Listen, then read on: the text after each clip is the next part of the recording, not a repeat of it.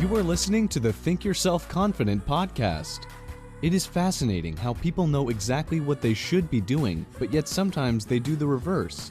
They listen to their negative self-talk and get stuck in their own limiting beliefs. In this show, you will learn how to find confidence and clarity so that you can unlock your full potential. Imagine making money from your passion or reaching that dream that you keep pushing on the back burner. Nathalie Plamondon-Thomas is an 8-time international No.1 Bestselling Author and founder of the Think Yourself Academy, offering leading-edge courses, coaching, trainings, keynotes, and business mentorship programs. Welcome to the Think Yourself Confident podcast. Here's your host.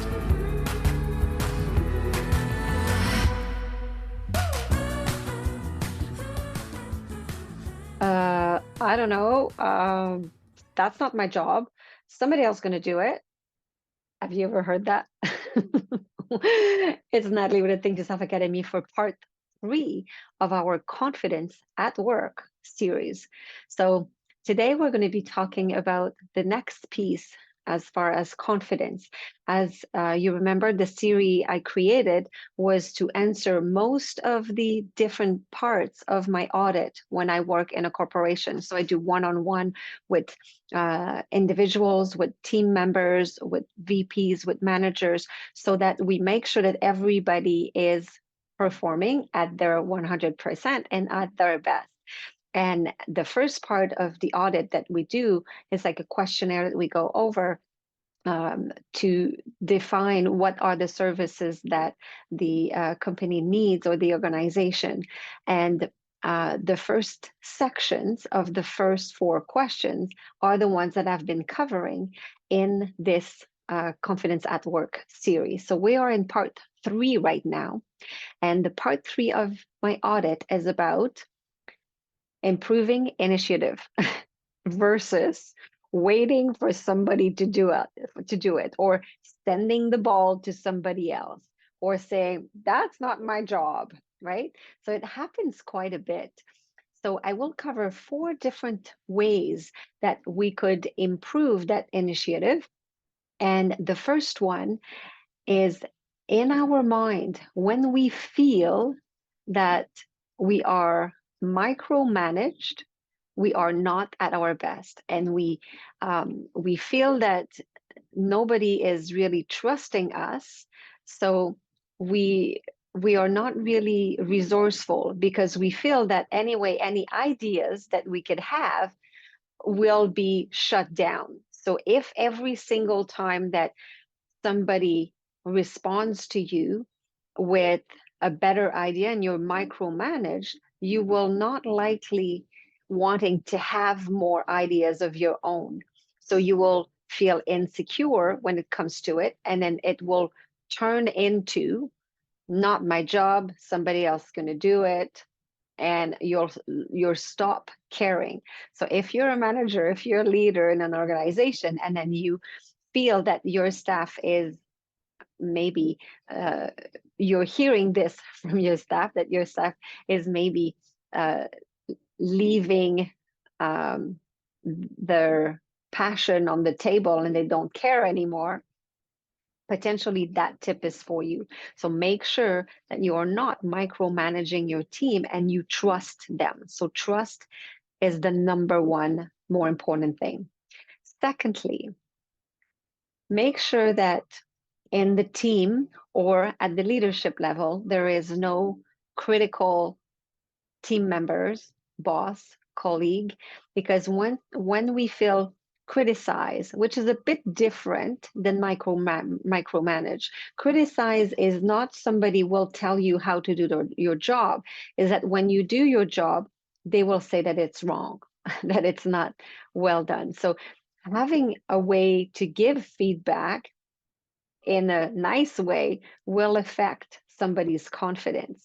So make sure that if there are people in the team that are constantly negative, and those are the ones that I usually spend the most time with, is usually there's something going on in their life. If they are overly negative, people don't wake up in the morning and say, oh, I think I should be negative today, and make everybody else's life miserable. It's because they're going through something. And if they're going through something in their personal life, that's where I come in. And I make sure that we fix that so that they become a bit nicer with everybody else around. But when you're going through something, it's not easy to be a nice coworker or a nice team member. The next piece, so there's 4 different pieces in this part. The next piece is know why you're there. So this is interesting because when you are working for an organization, or you are starting your own business, maybe you're an entrepreneur, know why you're doing it. It's usually not just for the paycheck. Very often you want to feel like you're helping people. Maybe you want a flexible schedule. Maybe you want to be able to work from home. Maybe you like working in an environment. Maybe you want to feel like you're making a difference. You want to use your skills. You want people to recognize your work. So the reason why you are doing your job will give you a lot of confidence when you're facing little challenges, when you are facing a change and you're like, oh, I don't know what to do with this. So I'm just going to give it to somebody else and pass the ball to somebody else because this is unknown. I'm not comfortable with this. So I'm just going to give it away. Instead, ask yourself, why am I here? I want to make a difference. So by passing the ball to somebody else, I'm not making a big difference here. Or if you're there for the salary, because sometimes it's part of it, right? Ask yourself, am I going to get a raise? Am I going to continue to be paid and be on the payroll if I constantly give my job to somebody else? So know why you are there. And you will be driven by your purpose. So why are you doing what you're doing? And then the last piece is find any opportunity to communicate better and work as a team with others by sharing tasks. Enhance your communication skills. Make sure that you're clear, you're effective, and you can give directions well, and you can take directions well. So the better you are at communicating, the better you know the other team members and how to ask them with different languages depending on who you're talking to, because everybody's different.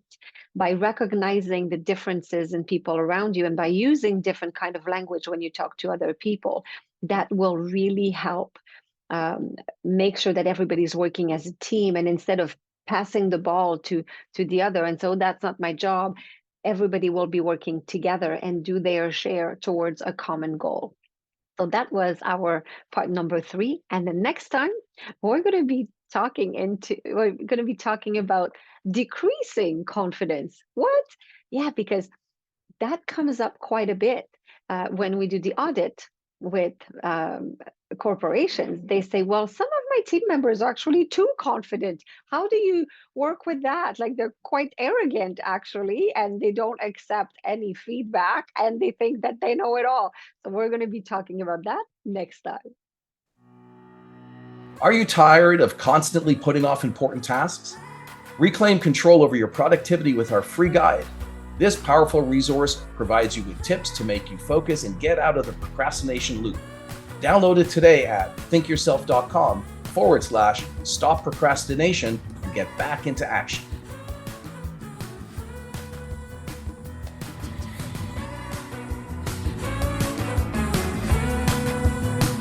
Thanks for listening to the Think Yourself Confident podcast. If you heard something today that resonated with you, please connect with Nathalie at www.thinkyourself.com. And while you're there, make sure to download the 2-step proven technique for confidence, or book a free virtual coffee with Nathalie at www.thinkyourself.com/schedule. And remember to head over to iTunes and leave a 5-star review and share it with your friends. Let's spread the confidence around.